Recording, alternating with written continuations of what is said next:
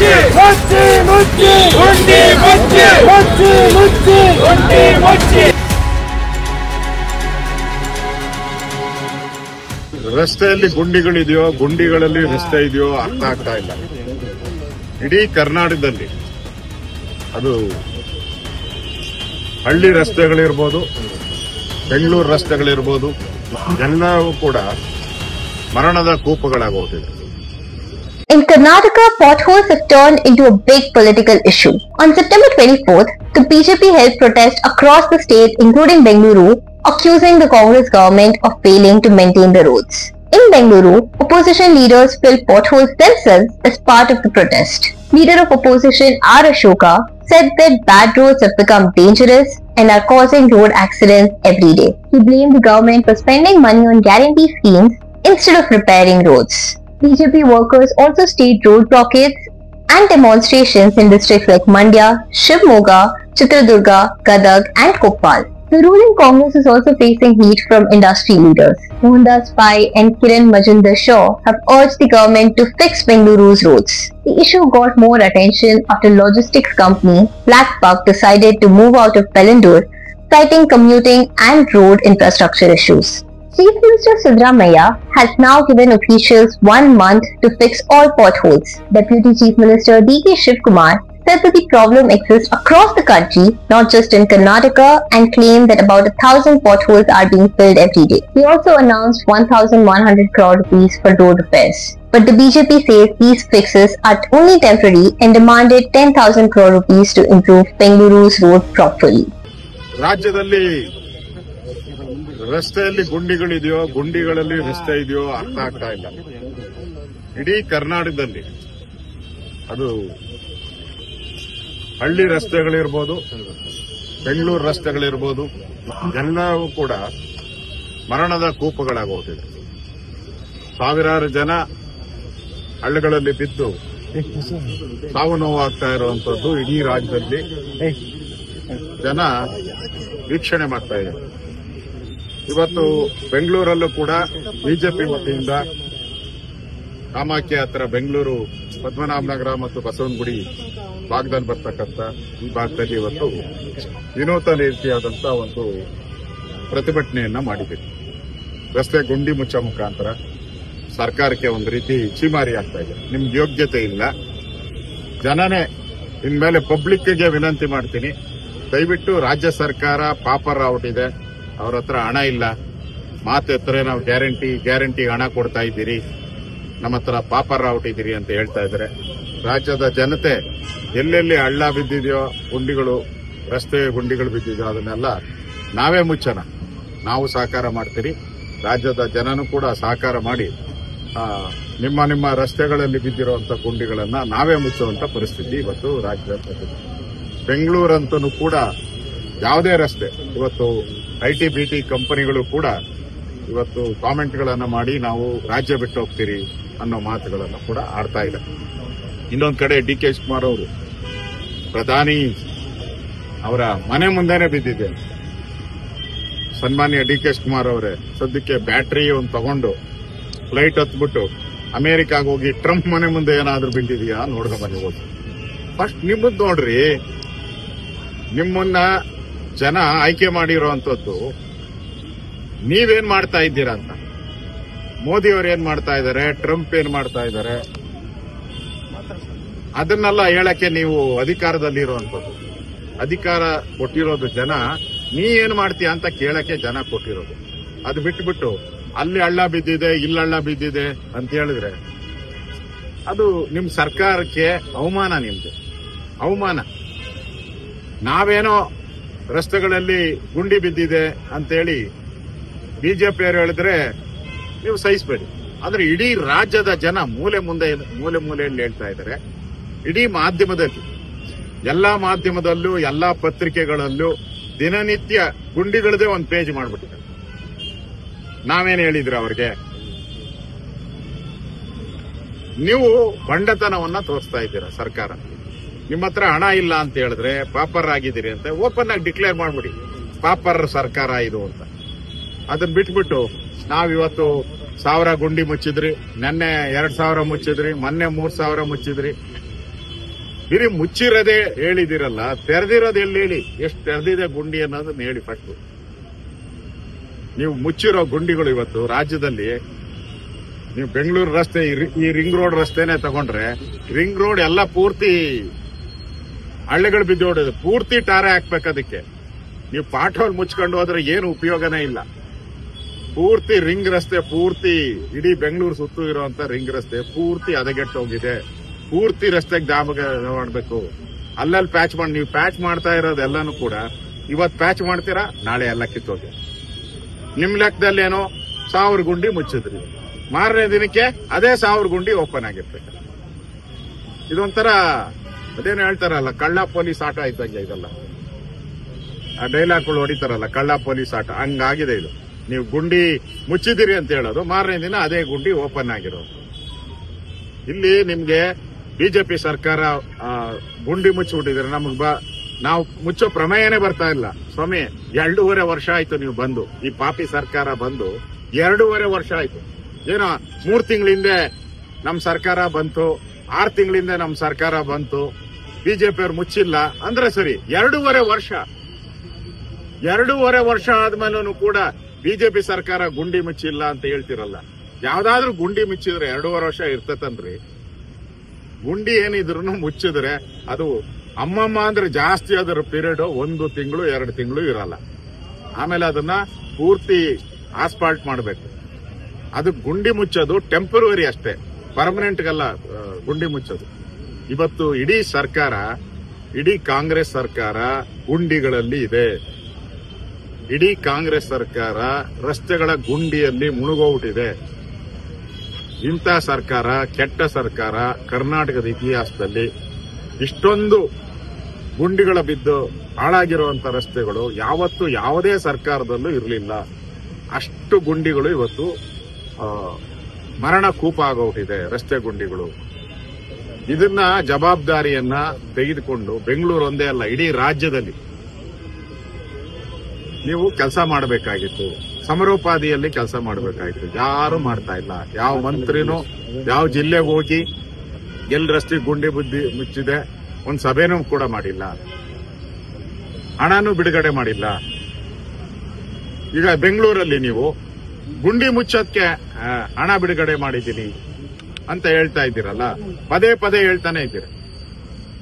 ಈಗ ನಿಮ್ ಲೆಕ್ಕದಲ್ಲಿ 5,000 ಕೋಟಿ ಈಗಾಗಲೇ ರಸ್ತೆಯ ಡಾಂಬರೀಕರಣಕ್ಕೆ ಕೊಟ್ಟಿದ್ದೀನಿ ಅಂತೀರಿ. ನೀವು 5,000 ಕೋಟಿ ಡಾಂಬರೀಕರಣ ಮಾಡಿದ್ರೆ ರಸ್ತೆಗಳು ಯಾಕೆ ಗುಂಡಿಗಳು ಬಿಡ್ತಾ ಇದ್ವು? ಇಲ್ಲ, ನೀವು ಕಳಪೆ ಕಾಮಗಾರಿ ಮಾಡಿದ್ದೀರಾ ಅಂತ ಅರ್ಥ. ನಿಮ್ಮ ಟೆಂಡರ್ ಪ್ರಕಾರ 5,000 ಕೋಟಿ ಈಗ ಕಳಪೆ ಕಾಮಗಾರಿ ಮಾಡಿದ್ದೀರಾ, ಅದಕ್ಕೆಲ್ಲ ಹೊರಟೋಗಿದೆ ಅಷ್ಟೇ. ಲಂಚ ಹೊಡೆದಿದ್ದೀರಾ, 60% ಲಂಚ ಹೊಡೆದಿದ್ದೀರಾ, ಅದಕ್ಕೋಸ್ಕರ ಗುಂಡಿಗಳು ಬಿದ್ದಿದೆ.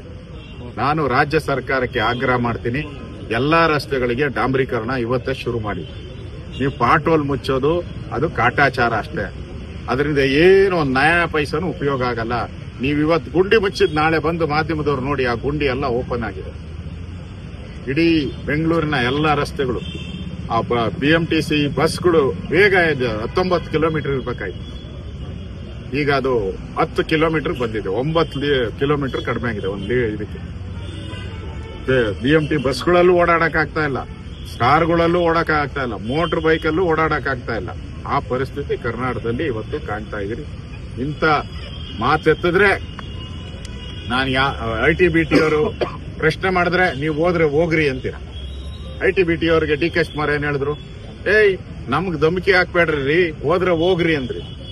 ಈಗ ಇಲ್ಲಿ ಸ್ಕೂಟರ್ ಹೋಗೋರು, ಬೆಂಗಳೂರಲ್ಲಿ ಸ್ಕೂಟರ್ ಅಲ್ಲಿ ಕಾರು ಹೋಗೋರು, ಅವರು ಸರ್ಕಾರಕ್ಕೆ ವಾರ್ನಿಂಗ್ ಕೊಡ್ತಾ ಇದ್ದಾರೆ. ಅವ್ರಿಗೇನ್ ಹೇಳ್ತೀರಾ ನೀವು ಬೆಂಗಳೂರು ಬಿಟ್ಟು ಹೋಗಿ ಅಂತ ಹೇಳ್ತೀರಾ? ITBT ಕಂಪನಿಗೆ ಮಾತ್ರ ಬಿಟ್ಟು ಹೋಗಿ ಅಂದ್ರಿ. ಈ ಕಾರ್ಗಳಲ್ಲಿ ಸ್ಕೂಟರ್ಗಳಲ್ಲಿ ಓಡಾಡೋರು ಸರ್ಕಾರಕ್ಕೆ ಚೀಮಾರಿ ಆಗ್ತಾವ್ರಲ್ಲ, ದಿನ ಟ್ವೀಟ್ ಮಾಡ್ತಾ ಇದ್ದಾರೆ, ಸೋಷಿಯಲ್ ಮೀಡಿಯಾದಲ್ಲಿ ಹೇಳ್ತಾ ಇದ್ದಾರೆ. ಹಂಗಾರೆ ಅವ್ರನ್ನೂ ಎಲ್ಲ ಬೆಂಗಳೂರು ಬಿಡು ಅಂತ ಯಾವಾಗ ಹೇಳ್ತೀರಾ ನೀವು? ನನ್ಗನ್ಸ್ತತೆ ನೀವು ಹೇಳ್ಬಿಡಿ, ನಾವೆಲ್ಲರೂ ಕೂಡ ಬೆಂಗಳೂರವ್ರು ಇರೋರೆಲ್ಲ ಒಂದ್ 3 ತಿಂಗಳು ಬೆಂಗಳೂರು ಬಿಟ್ಟು ಹೋಗ್ಬಿಡ್ತೀರಾ, ಆಚೆ ಎಲ್ಲ ನಾವು ಹೋಗ್ತೀವಿ. ಆಮೇಲೆ ಆದ್ರೂ ಬೆಂಗಳೂರು ರಿಪೇರಿ ಮಾಡ್ತೀರಾ? ಲೀವ್ ತಗೊಂಡ್ಬಿಡ್ತೀರ ಒಂದ್ 3 ತಿಂಗಳು. ಇಡೀ ಬೆಂಗಳೂರು ಜನ 1 ಕೋಟಿ ಜನ ಇದ್ದೀರಿ, ನಾವೆಲ್ಲ ಊರುಗಳು ಹೊರಟೋತೀವಿ.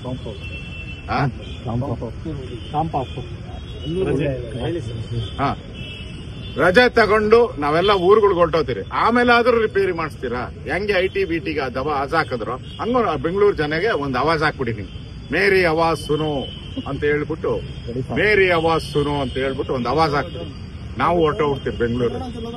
ಅವಾಗಾದ್ರೂ ರಿಪೇರಿ ಮಾಡ್ತೀರಾ? ಆ ಪರಿಸ್ಥಿತಿ ಇವತ್ತು ಬೆಂಗಳೂರಿನ ಜನ ಶಾಪ ಆಗ್ತಾರೆ, ಇಡೀ ಶಾಪ ಆಗ್ತಾ ಇದ್ದಾರೆ ನಿಮಗೆ. ಸರ್ಕಾರ ಅಟ್ಲೀಸ್ಟ್ ಒಂದು 10,000 ಕೋಟಿ ರೂಪಾಯಿನ ಬೆಂಗಳೂರಿನ ಅಭಿವೃದ್ಧಿಗೆ, ಯಾಕಂದ್ರೆ ಬೆಂಗಳೂರಲ್ಲಿ ನಿಮಗೆ ಸುಮಾರು 1.5 ಲಕ್ಷ ಕೋಟಿಗೂ ಹೆಚ್ಚು ಆದಾಯ ಬರ್ತದೆ. ಒಂದು 10,000 ಕೋಟಿ ಕೊಟ್ಟು ಎಲ್ಲಾ ರಸ್ತೆಯನ್ನ ಡಾಂಬರೀಕರಣ ಮಾಡ್ಬೋದು. ಅವಾಗ ಯಾರು ಮಾತಾಡೋದೇ? ನಿಮ್ಮ ಹತ್ರ ಹಣ ಇದ್ರೆ, ಪಾಪರ್ ಆಗಿಲ್ಲ ಅಂದ್ರೆ, ನಾನ್ ಹೇಳ್ತಾ ಇರೋದು, ನೀವು ಪಾಪರ್ ಆಗಿಲ್ಲ ಅಂದ್ರೆ, ನಿಮ್ಮ ಹತ್ರ ದುಡ್ಡಿದೆ ಅಂದ್ರೆ ಒಂದು 10,000 ಕೋಟಿ ಬಿಡುಗಡೆ ಮಾಡಿ ಎಲ್ಲಾ ರಸ್ತೆಗೆ ಡಾಂಬರೀಕರಣ ಒಂದ್ಸರಿ ಮಾಡ್ಬಿಡಿ. ಅವಾಗ ನಾವು ನಿಮ್ಮನ್ನ ಒಪ್ಕೊಂತೀರಿ. ಇಲ್ಲಪ್ಪ ಈ ಸರ್ಕಾರ ಪಾಪರ್ ಆಗಿಲ್ಲ ಅಂತ. ಇಲ್ಲ ಅಂದ್ರೆ ನಿಮ್ಮ ಹತ್ರ ಹಣ ಇಲ್ಲ, ದಿನ ಗುಂಡಿ ಮುಚ್ಚಿದೆ 1000 ಗುಂಡಿ, ಮಾರನೇ ದಿನ ಮತ್ತೆ 1000 ಗುಂಡಿ ಮುಚ್ಚಿದೆ. ಇದು ಕಳೆದ 4 ತಿಂಗಳಿಂದ 1000 ಅಂತ ಇದ್ದೀರಾ. 4 ತಿಂಗಳಿಗೆ 8,000 ಆಗೋಯ್ತಂಗಾರೆ. ಪ್ರತಿದಿನ 1,000 ಗುಂಡಿ ಮುಚ್ಚಿದ್ದು, 30 ದಿನಕ್ಕೆ 30,000 ಗುಂಡಿ, 4 ಅಂತಂದ್ರೆ 4 3 12, 1,20,000 ಗುಂಡಿ ಮುಚ್ಚಿರ್ಬೇಕು ನೀವು. ನಿಮ್ ಲೆಕ್ಕದ ಪ್ರಕಾರ 1,20,000 ಗುಂಡಿ ಎಲ್ಲಿ ಮುಚ್ಚಿದ್ದೀರಾ ತೋರಿಸಿ. ಬಿಜೆಪಿ ಅವಧಿನಲ್ಲಿ ಅವೈಜ್ಞಾನಿಕ ರಸ್ತೆ ಮಾಡಿದ್ದಾರೆ, ಹಾಗಾಗಿ ಈಗ ರಸ್ತೆಗಳು ಗುಂಡಿ ಬಿದ್ದಿದೆ ಅಂತ ಪ್ರದೀಪ್ ಅವರ ಆರೋಪ. ಜೊತೆಗೆ ಬಿಜೆಪಿ ಮನೆಯಲ್ಲೇ ಗುಂಡಿಗಳು ಬಿದ್ದಿದ್ದಾವೆ. ಪುಣ್ಯ ಅಣ್ಣ, ಕಾಂಗ್ರೆಸ್ ಅವರಿಗೆ ಕೈ ಮುಗಿತೀನಿ.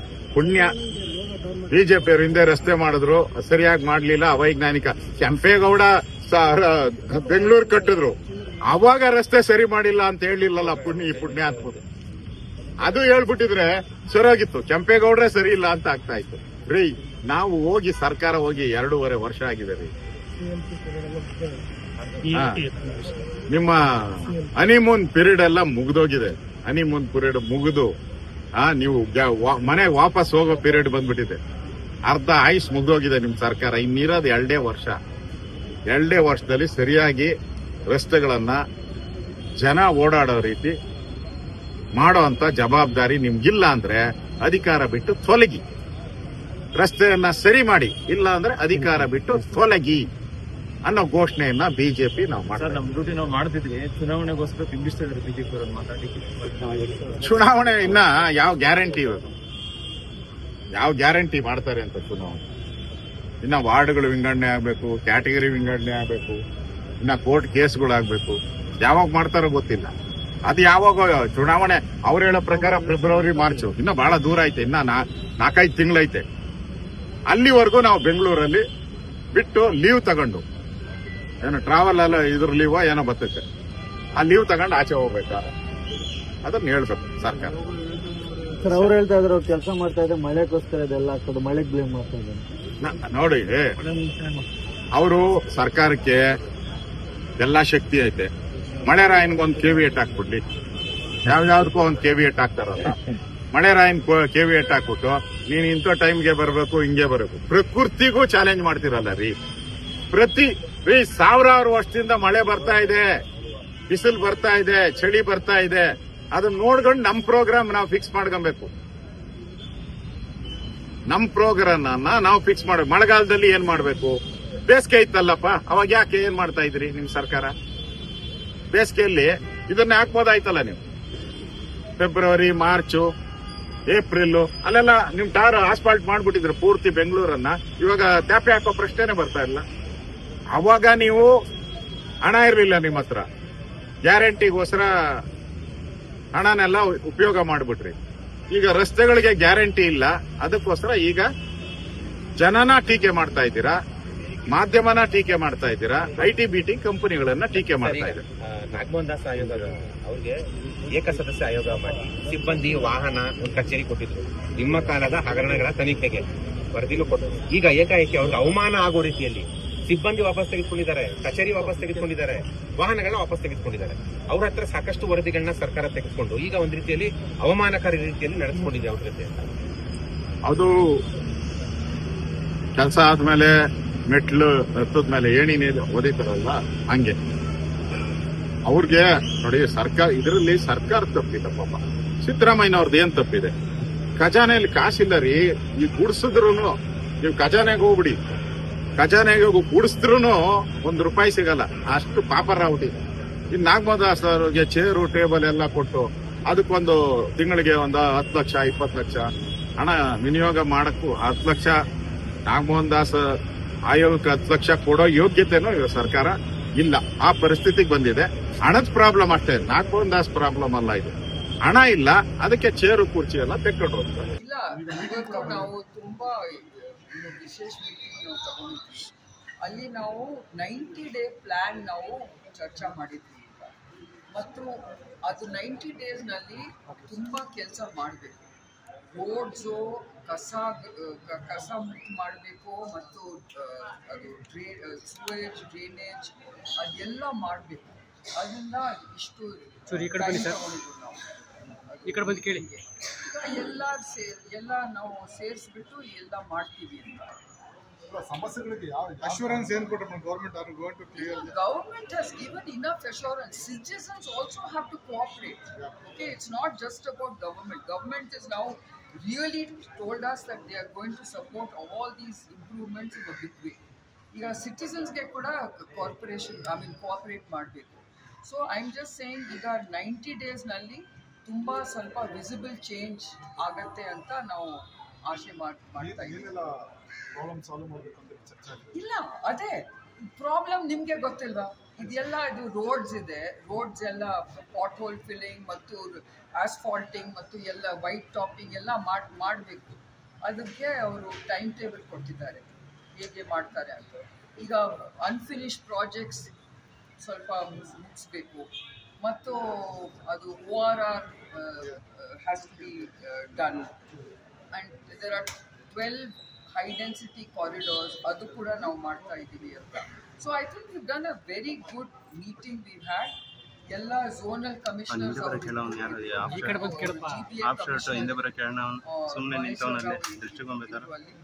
ಎಲ್ಲ ಸ್ವಲ್ಪ ಅವರು ಜವಾಬ್ದಾರಿ ತಗೊಂಡ್ಬಿಟ್ಟು ಅವ್ರು ಕೆಲಸ ಮಾಡ್ತಾರೆ ಅಂತ. Point is to understand what is not happening and also what is happening. So today we discussed all the major high density corridors, white topping roads, also the coordination issue. And the most important thing which I think media should highlight is dividing into 5 different GBA corporations. I think is the game changer for Bangalore. The ivattu adu ella commissioner area. South is telling, okay, I am doing this. East is and BBMP headquarters. I think the best decision government of Karnataka took was making these 5 divisions. Of course, it is just 1 month. Everybody is trying to understand, but all commissioners know their roads. Earlier, one BBMP commissioner will not know even the main roads. So having this decentralization is going to show its impact. Also, there are ongoing projects. There was no monitoring happening, which was dashboard. So I have suggested that please every project which is part of a 694 crore major road project should be monitored. Chief Secretary also issued one new app in which is a contract management system. A system that from procurement, tender to procurement to monitoring, no payment will be made to any contractor unless the progress is reported in that system. Strict instruction has been given. So I think there was a major thrust on quality, timeliness, and also accountability. And I think we will see good results. We have decided October month, it is where the government is going to lead the way by doing what they have to do. They will fix all the roads, will be made motorable, which is not just the potholes. Some roads also need asphalting. The pothole is where there is potholes, but there is no road only. That also is going to be done. October month is the government responsibility. Then we will talk about public responsibility. My street, my responsibility. I will not put the garbage on the street. I will report any violation. Then 3rd month, which is December month, we are doing the corporates. Bangalore has around 25 lakh IT employees on one road between Hebbal to Iblur. All are IT companies. Bangalore is the richest city in the country.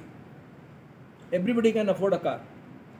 If the 25 lakh people on this ORR take all their cars, there will be always a jam. Doesn't matter how good the road is. The corporate has also do the carpooling. So we are thinking of creating a congestion charge. So if you enter the ORR, if you are only one person in the car, you have to pay money, which will be automatically deducted from FASTag.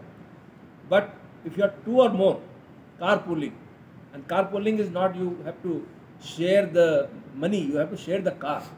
So if you are two people, you will not be charged. Because not only we have to create infrastructure, we will also reduce the demand. Because every month, 1 lakh vehicles are being registered. Out of it, 82% are two-wheelers, remaining are other vehicles. So while we provide the roads, we cannot provide unlimited roads. The public also needs to understand. So many such ideas were discussed, orders were passed, committees were made. Be Smile has taken big projects. As a director of the Be Smile, I have given certain suggestions. We will be doing the monitoring. All major projects like high density corridor, white topping has gone to Be Smile. All these major roads, which are 694 crore project, all are gone to the corporations.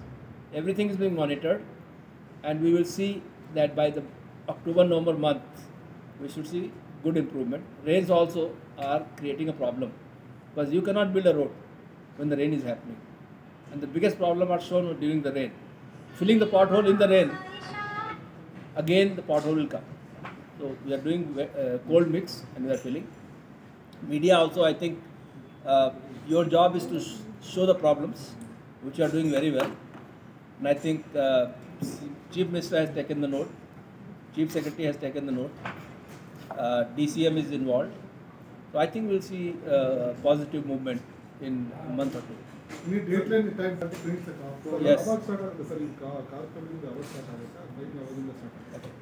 This is the one idea. For that we have talked to NHAI, put the those automatic collection. Traffic will say where all we can put, which roads we can put. So that is a plan. Today the idea was mooted. Now and we will need to bring some GO. But this is needed. Once we make good roads, we also need to make sure that everybody doesn't bring their car out. So this is a demand management. The date is not fixed. But this is a very good idea.